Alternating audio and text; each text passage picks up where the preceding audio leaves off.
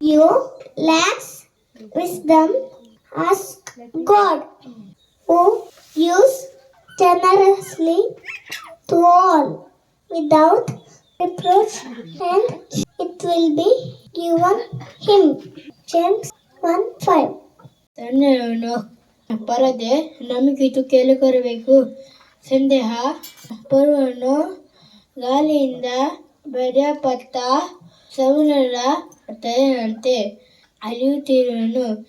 James 1:6. ಪರದೆ ನಂಬಿಕೆಯಿಂದ ಕೇಳಿಕೊಳ್ಳಬೇಕು. ಯಾಕೋಬ 1:6.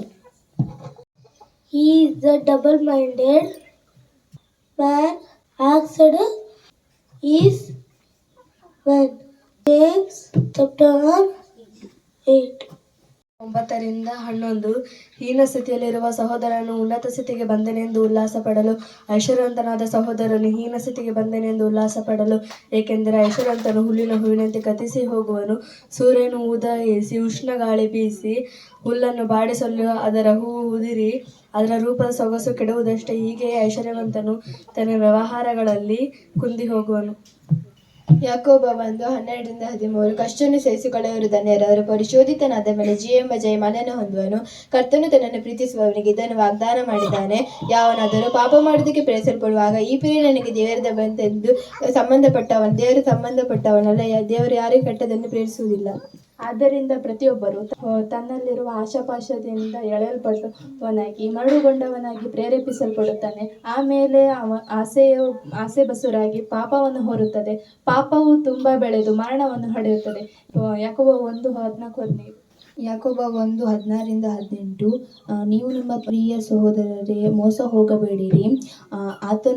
ಆತನು ಎಲ್ಲ ರೀತಿಯ ದಾನಗಳನ್ನು ಗೊಂದಿಲ್ಲದ ಎಲ್ಲ ರೀತಿಯ ವರಗಳನ್ನು ಸಕಲ ವಿಧವಾದ ಬೆಳಕಿಗೂ ಮೂಲ ಕಾರಣವಾಗಿರುವುದರಿಂದ ಇಳಿದು ಬರುತ್ತದೆ. ಆತನಲ್ಲಿ ಚಂಚಲತೆಯೂ ಇಲ್ಲ, ವ್ಯತ್ಯಾಸದ ಸೂಚನೆಯೂ ಇಲ್ಲ.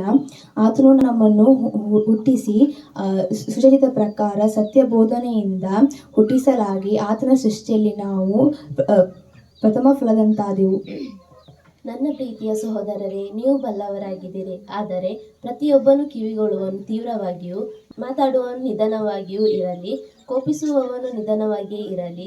ಮನುಷ್ಯನ ಕೋಪವು ದೇವರಿಗೆ ಮೆಚ್ಚಿಕೆಯಾಗಿರುವ ನೀತಿಗೆ ಅನುಕೂಲವಾಗಿಲ್ಲ. ಆದ ಕಾರಣ ಎಲ್ಲ ನೀಚತನವನ್ನು ಎಲ್ಲ ದುಷ್ಟತನವನ್ನು ತೆಗೆದುಹಾಕಿರಿ. ಅದು ನಿಮ್ಮ ಆತ್ಮವನ್ನು ರಕ್ಷಿಸುವುದಕ್ಕೆ ಸಮೃದ್ಧಿಯಾಗಿದೆ.